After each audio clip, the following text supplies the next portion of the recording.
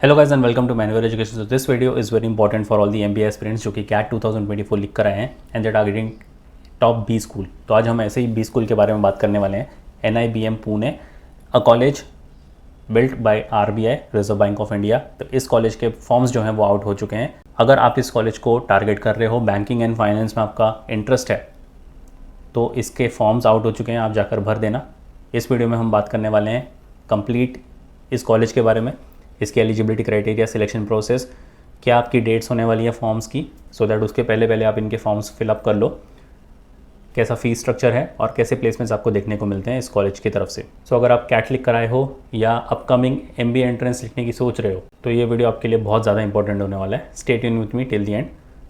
और जो इसका सेकेंड स्टेज होगा, आपने कैट तो लिख लिया, फॉर्म भी फिलअप कर दिया, बट इस कॉलेज में एंट्री लेने के लिए आपको इनका stage 2 which is your personal interview, उसको भी क्रैक करना पड़ेगा। तो उसके लिए आप कैसे प्रिपेयर करोगे, I will guide you in the latter part of this video. तो इसलिए आखिर तक ज़रूर देखना और शेयर कर देना ये इंपॉर्टेंट अपडेट वाला वीडियो अपने सारे फ्रेंड्स के साथ भी जो NIBM पुणे को टारगेट कर रहे हैं थ्रू कैट या फिर upcoming MBA entrance examination. So let's get started.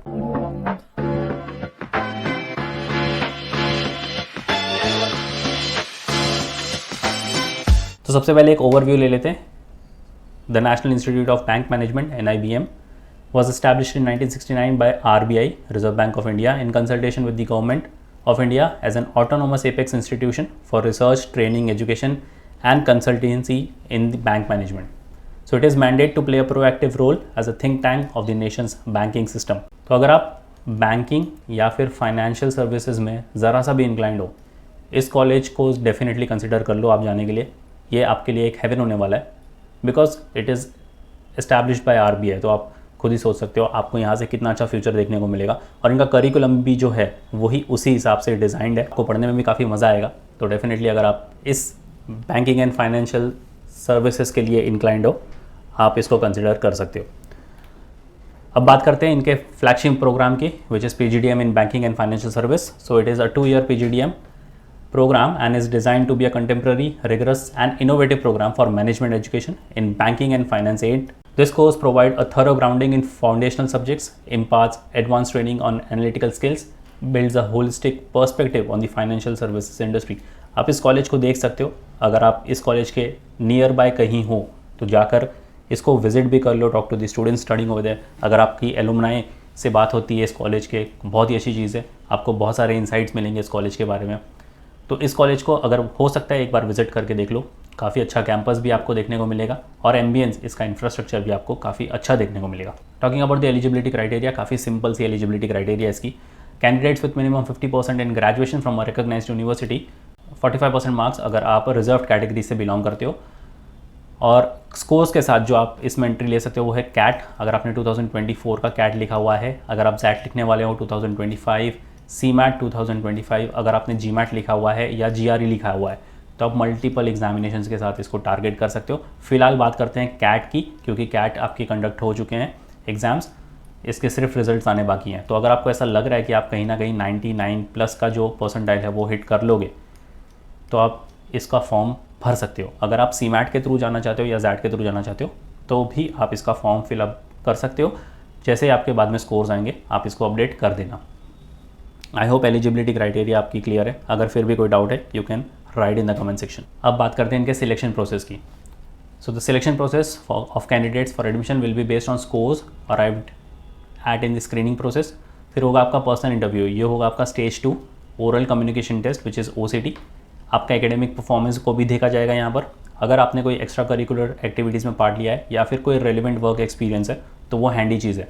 Late me tell you कि वर्क एक्सपीरियंस अगर आपके पास नहीं है, if you are a complete fresher, तो ऐसा मत समझना कि आपको यहाँ पर कंसिडरेशन नहीं मिलेगी, आपको भी यहाँ पर कंसिडरेशन मिलेगी। ऐसी कोई कंपल्शन है नहीं कि आपके पास वर्क एक्सपीरियंस होना ही चाहिए। अगर हो कोई रेलिवेंट वर्क एक्सपीरियंस तो वो हैंडी हो जाता है, आपको थोड़ा अपर एज मिल जाता है उसके लिए। फिर बात करते हैं oral communication test and personal interview की, which is your OC and PI. The OCT may be conducted by the panel for personal interviews by giving a topic to the candidates and asking the candidates to speak. तो ये बिल्कुल impromptu process होगा।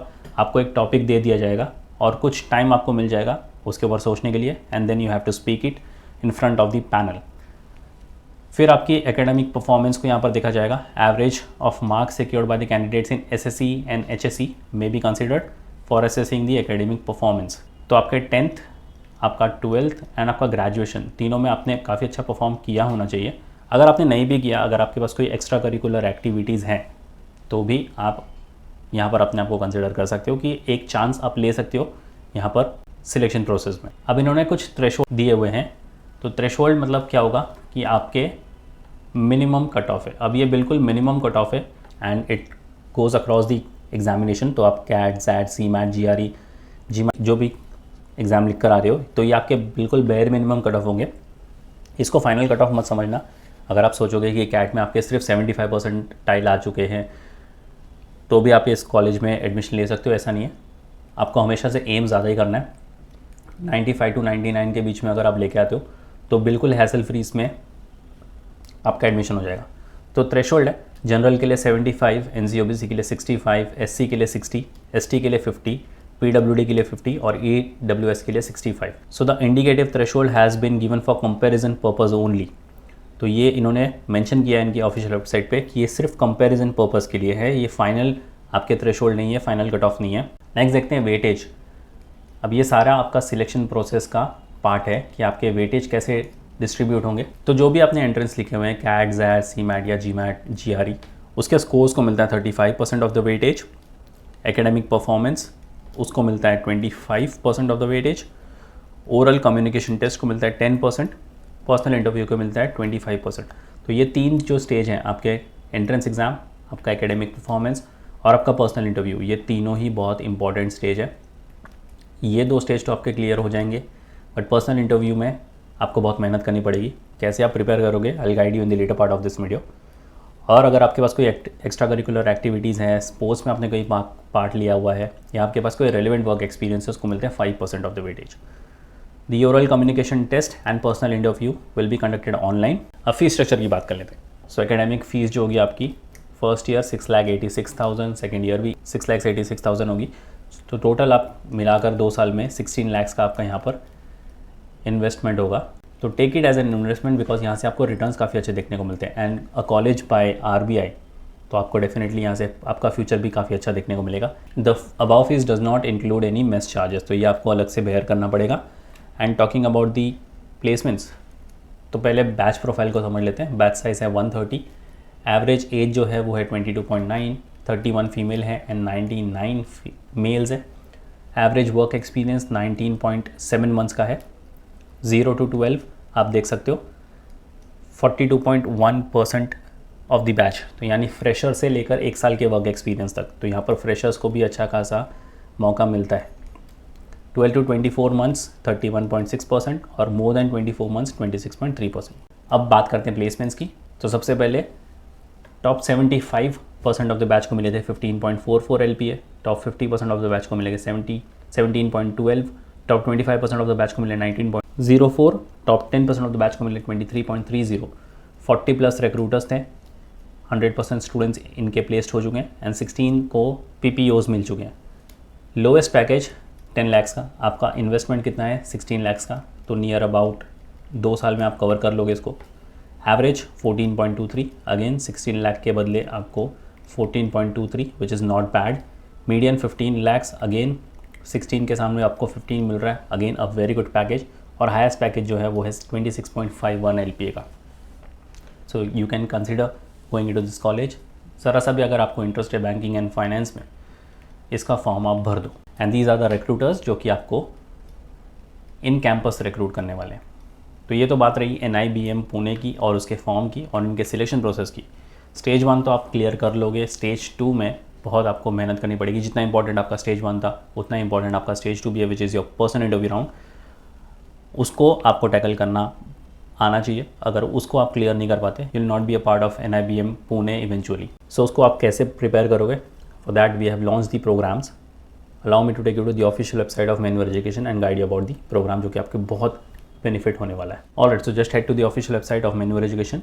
यहाँ पर bye course पर चले जाओ, MBA entrance पर क्लिक कर लो और यहाँ पर आपको कैट पर क्लिक करना है। स्क्रॉल डाउन कर लो, you have to check this tab GD VAT and PI। Scroll करके ये आपके सामने प्रोग्राम आ जाएगा।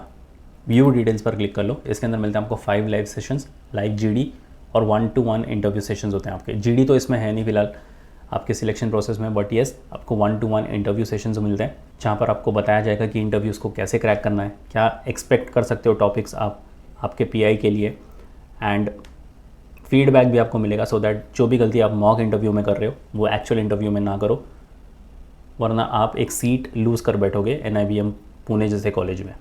तो इस पैकेज को आप एक्सेस कर सकते हो बाय नाउ पर क्लिक करके। You can access this package और स्टेज 2 की तैयारी में लग जाओ।